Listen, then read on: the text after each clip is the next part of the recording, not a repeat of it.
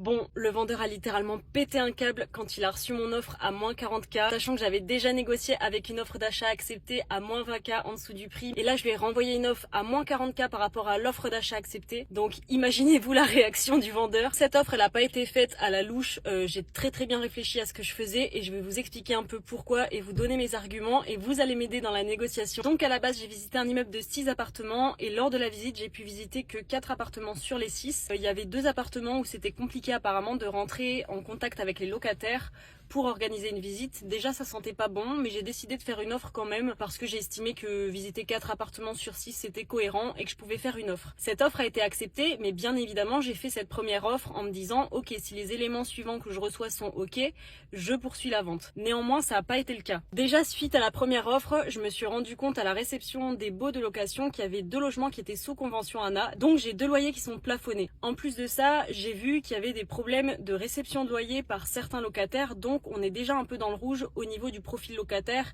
et de la fiabilité des versements de loyer. Sinon pour ce qui est des diags etc, tout est ok, en soi les parties communes de l'immeuble sont ok, la toiture et la façade également. J'ai fait passer d'ailleurs des artisans pour checker tout ça et c'est ok dans ce point de vue là. Le seul truc c'est que lorsque j'ai soumis mon offre, j'ai insisté sur le fait qu'il fallait que je visite tous les appartements et que je valide tous les éléments afin de poursuivre vers un compromis. Et là c'est là où vraiment j'ai eu des éléments un peu plus choquants et un peu plus perturbants par rapport à l'offre que j'avais faite. À partir de ce moment-là où c'est clairement parti en live parce que j'ai appris qu'un des locataires, le logement d'un des locataires était dans un état indécent. L'agent IMO m'a rapporté le fait que voilà, le propriétaire lui avait dit qu'effectivement dans un des appartements, l'appartement est dans un état indécent, c'est vraiment le mot qu'il a employé.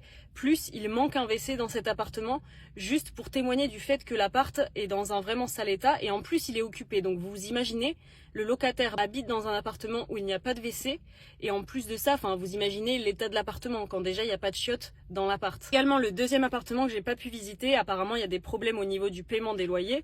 Donc bref, j'ai insisté pour visiter, mais j'ai dit que dans tous les cas, en connaissance de ces informations, j'allais réviser mon offre et que j'allais prendre un forfait travaux pour remettre au propre au moins l'appartement sur lequel on me dit que l'état est vraiment indécent. Quand je dis à l'agent immobilier, moi si je peux pas visiter ces 2 appartements-là, dans tous les cas, il faut que je revoie mon offre parce qu'il faut que je prévoie une provision de travaux plus importante que ce que j'avais prévu à l'initiale et je veux me sécuriser dans le fait que les congés pour vente seront donnés aux locataires pour que je puisse récupérer les appartements vides, faire les travaux nécessaires et les relouer derrière de manière décente. Jusque là je pose les bases et puis le vendeur est ok dans le sens où il peut donner des congés pour vente pour les 2 locataires en place. Je me suis dit je vais prendre un forfait travaux de rénovation, je vais le compter pour l'appartement problématique en considérant et en prenant le risque de savoir que le deuxième appartement j'ai aucune visu non plus sur l'état de l'appart, soi-disant il est en bon état mais en vrai j'en sais rien.